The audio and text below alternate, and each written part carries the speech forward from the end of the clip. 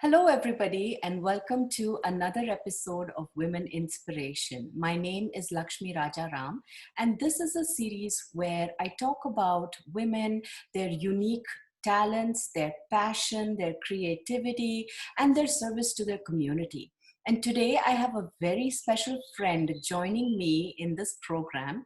She is a chemical engineer and an environmental consultant by profession, but her heart and soul lies in music, in art, in direction.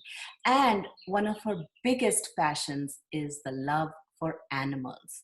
So I want you all to join me in welcoming Neha Damle to today's episode. Hello. Hi Neha, can you hear me okay?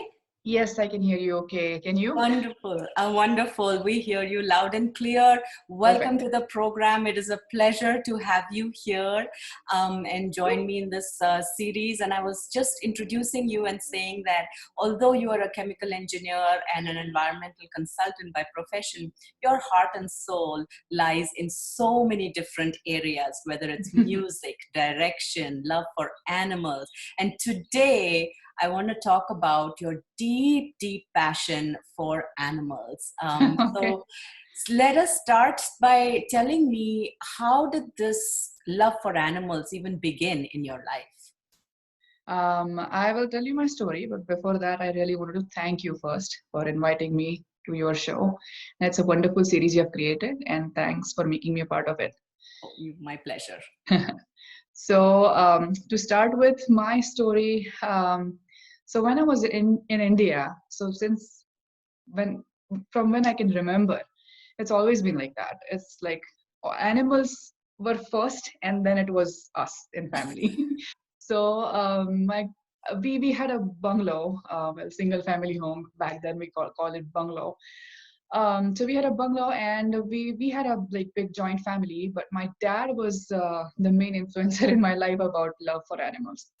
He and I used to share that passion, and I cannot even think about any animal that we did not have at that point. I mean, Wow. Hmm. dogs, cats, fish, frogs. We had a snake roaming around in our garden. Mongoose family used to live. So like various different, like we had birds. We used to host monkeys on our mango trees. So you can just name it, and Like like a mini zoo almost. it Your was a zoo. My mother was caught in between that, but it sounds like was. it was a zoo where the humans were caged inside the house, but the Yes. animals were free to roam about. Yeah, exactly. But that's how I grew up, you know. I grew up looking at animals fighting with each other. One is making prey, one is prey for other one. Like mongoose and snakes That's used what to I fight was all going the to time. ask you. Yeah, mongoose and snakes are like, did you witness an actual fight Oh, between the two? so many times growing up. Wow.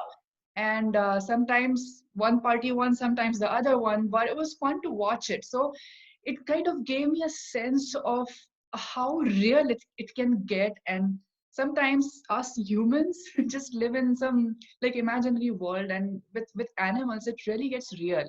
It's a survival, and it's love, and it's care for their kids, and it's all so beautiful. So that's where my passion for love for animals and care for animals just sprouted from.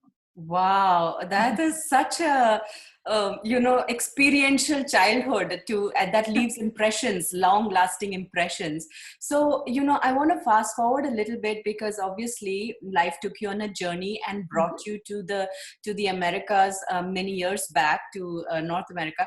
And I know that at least for the last 7.5 years, you have been fostering animals. Mhm. So how did the whole concept of fostering begin in your life here, especially here? That's a funny story. So when I came for my master's, I was in Louisiana, and I had roommates to start with, and everything was going fine. And after I got a job, I started living alone in an apartment. And, I'm being honest here. I'm scared, terrified to death of ghosts. Of Okay, course. so that is the reason I started fostering. Can you believe that? This is so So interesting, Neha. I'm loving this conversation. Go on, yeah. go on. So my fear of ghosts, so like when I went to bed at night, it was all dark. I'm terrified of ghosts. I'm like, if something happens, if I hear some noise, I should have an animal to blame it on. That was my crude thought. Because if I can blame it on a dog or blame it on a cat, oh, they must have just run or they must have just chased something, then I can sleep sound and wake up next day and go for work. So that was my whole thought. Uh, Wow. so with Mm. that thought, of course, with my passion for rescue animals, I got my first dog. Her name was Pumpkin. And Pumpkin. yeah, and I rescued her from just a local shelter who was going to put her down because she was there for too long and nobody adopted her, and it was her Oh, time to go to sleep forever. So I was like, no, Pumpkin, you are mine now. I'm rescuing you. So I got her home and I did everything for her. But little that I knew at that time that the animals with a carpeted home, they are inside your home and you are out of the house for work for 10 hours or so, what would an animal do to hold their bladder, to hold their poo poo? So when I came home, the whole house was messy with her business. And I just couldn't sustain like that for a long time. So I found another home for her through a rescue. So that's how I got to know that there are things like rescue who help people like me to rehome their pets. And then when I read more about it, I got involved in shelters and so. Um, so when I rehomed my Pumpkin, then the fear of ghosts came back again because then I was all alone again. So then that time I got my orange tabby, Coco. He's a cat and he's 11-year-old now and he has flown with me everywhere that I went. He came with me from Louisiana to here and I've had him since he was like 3 or 4 months old. And now he's 11. wow. And you He's still still have on him my here in leg. Minnesota, right? Yeah. Oh my gosh. Talk about, you were not afraid of all these animals as you were No, growing up as a child in your front yard and backyard, and a snake and mongoose and everything. None of that scared you. no. But a If ghost, an yeah, unseen, unknown ghost. if I had ghosts roaming around, maybe I would have been brave, but unfortunately I didn't. So animals were fine. Wow, I love that. But it has the silver lining, because through that experience, through that fear of yours, you learned a lot about rescue animals, about Yes. shelters, about Mhm. fostering. And you, since then, got your cat, and you are Mhm. a cat owner. So for someone like me who was not necessarily exposed to animals the way you were as a child, I hold some fears for certain animals. I mean, I Mhm. am fearful of certain animals, and I'm slowly overcoming that fear. But it's a very, it's something very deep rooted, and it kind of slowly eases in.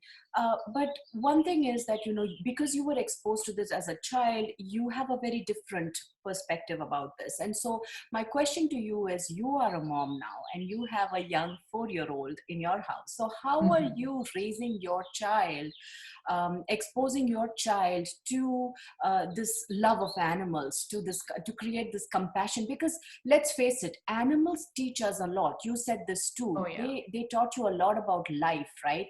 And having an animal as a pet is very therapeutic. I've heard so Mhm. many of my pet friends say that, Mhm. if you get a pet, it's like your life changes and they teach you so much. So how are you inculcating this in your child, or see this happening as in children in today's youth?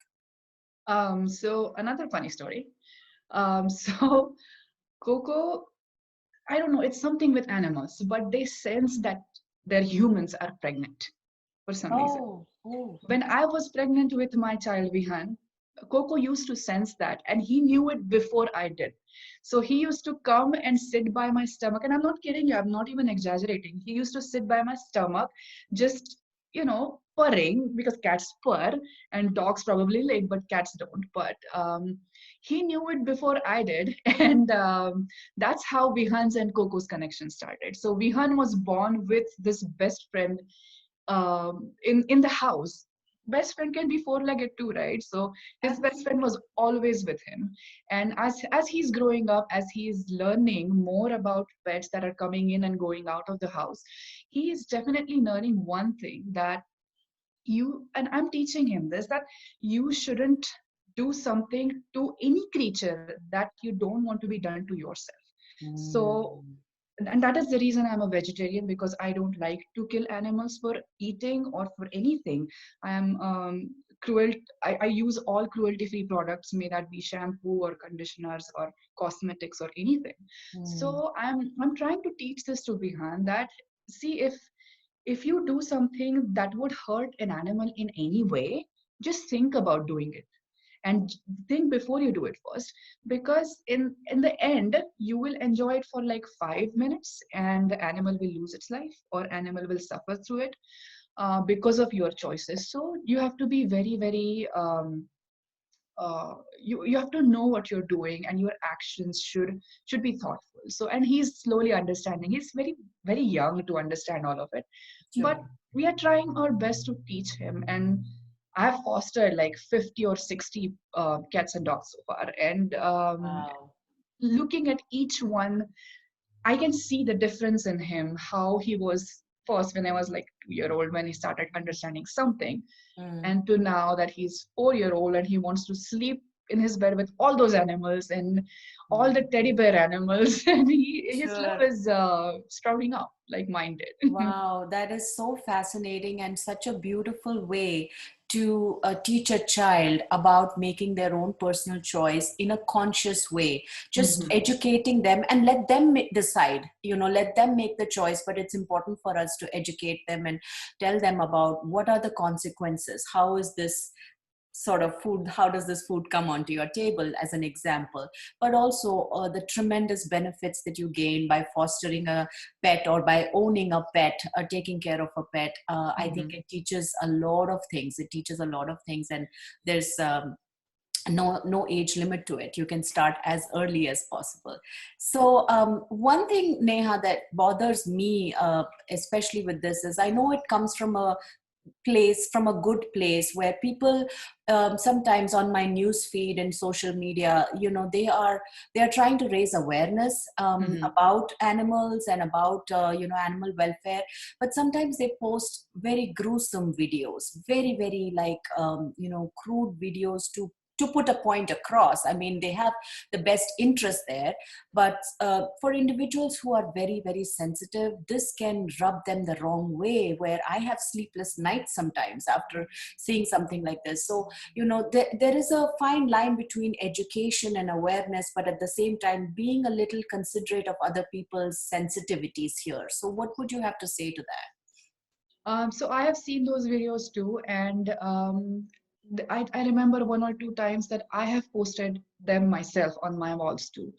And I have been on both sides of it. I've seen those, and as you said, I'm very sensitive about this issue, Mm-hmm. and I have also posted them, so I can kind of tell you from both the sides.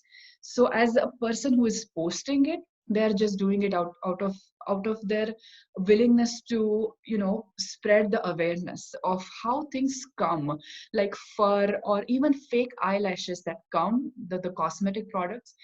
Animals suffer because of it, and most of us know it. Unfortunately, some of us don't, but it's just an effort to spread awareness.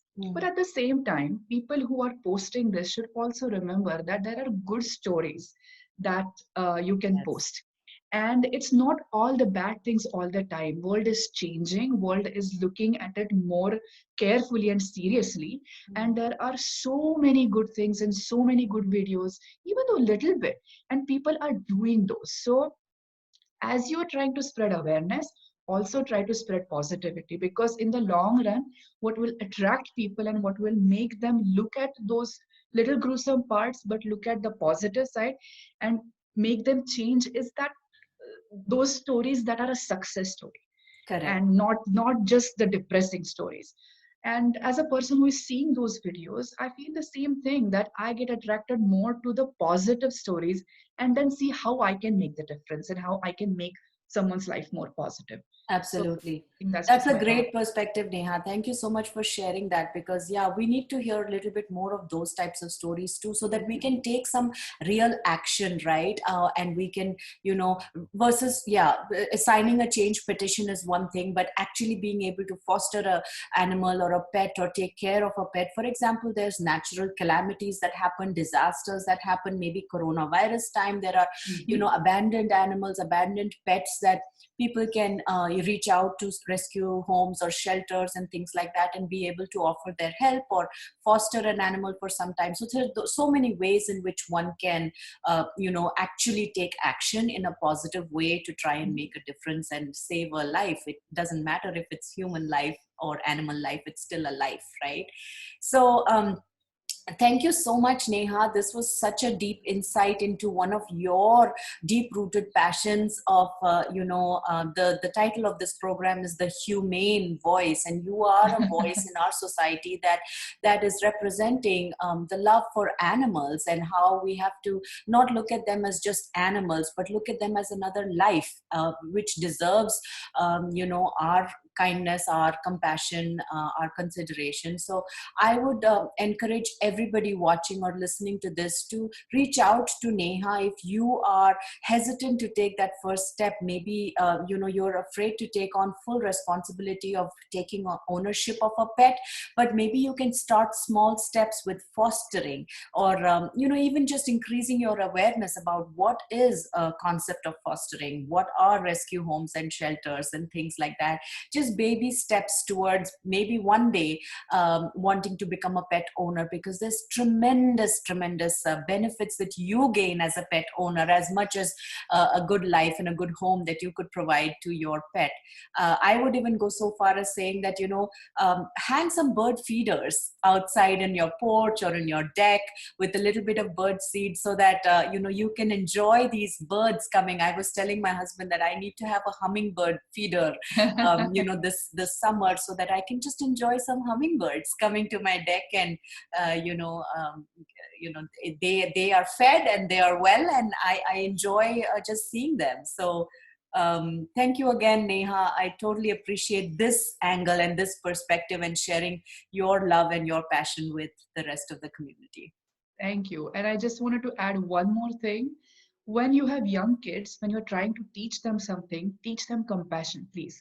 Because when we go on walks, simple example, when we go on walks, now it's summer, we are all going to go on walks on trails. You'll see little creatures like little insects. Don't encourage your kids to squash them. It's their natural